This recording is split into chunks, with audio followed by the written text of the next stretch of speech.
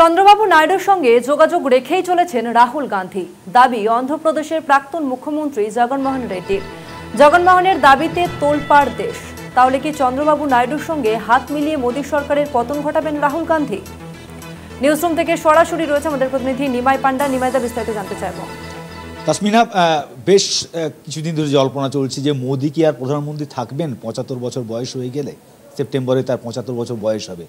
কিন্তু তার সঙ্গেই আর একটা বিষয়, বিহারের এসআইআর নিয়ে যে জলঘোলা শুরু হয়েছে, তারপর থেকে যে মোদী সরকারটাই থাকবে কিনা তা নিয়ে প্রশ্ন ওঠে। এবং সেখানে দাঁড়িয়ে প্রথমত যে নীতিশ কুমারের যে সরকার চলছে সেই সরকারও টিকে থাকবে কিনা, কারণ এনডিএ জোটের অন্যতম শরিক তেলেগু দেশম পার্টির নেতা তথা অন্ধ্রপ্রদেশের মুখ্যমন্ত্রী চন্দ্রবাবু নাইডু, তিনি কিন্তু এসআইআর বিরোধিতা করেছিলেন। তখন থেকেই অনেকেই ভাবছিলেন যে চন্দ্রবাবু নাইডু কি তাহলে ফাটল ধরাচ্ছেন বা এনডিএতে ফাটল ধরতে যাচ্ছে, আদৌ মোদী সরকার টিকবে? কিন্তু এবার এক বড় ধরনের দাবি করলেন, বিস্ফোরক দাবি করলেন জগনমোহন রেড্ডি, অর্থাৎ অন্ধ্রপ্রদেশের প্রাক্তন মুখ্যমন্ত্রী তথা ওয়াইএসআর সিপি তার যে শীর্ষ নেতা জগনমোহন রেড্ডি, তিনি আজকে এএনআইকে দেওয়া সাক্ষাৎকারে স্পষ্ট করে বলেছেন যে মোদীকে পতনের জন্য, মোদীকে সরানোর জন্য ডিল হয়েছে রাহুল গান্ধীর সঙ্গে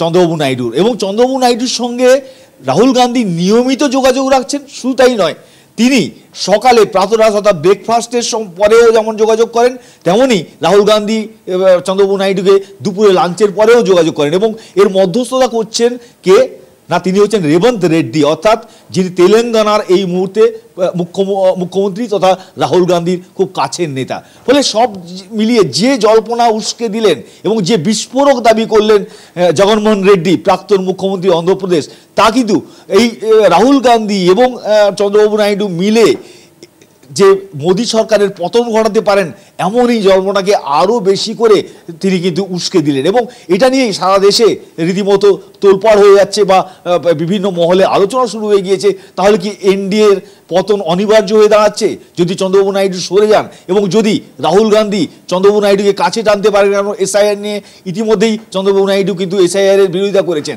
এবং সেই জায়গায় দাঁড়িয়ে কিন্তু এটাই আজকের সবথেকে বড় খবর যে মোদী সরকারের পতন হতে পারে, যেভাবে রাহুল গান্ধী নিয়মিত যোগাযোগ রাখছেন এবং জগনমোহন রেড্ডির দাবি যে হটলাইনে যোগাযোগ রাখেন এবং সেটা হচ্ছে রেবন্ত রেড্ডি হচ্ছে তার মধ্যস্থতা করেন।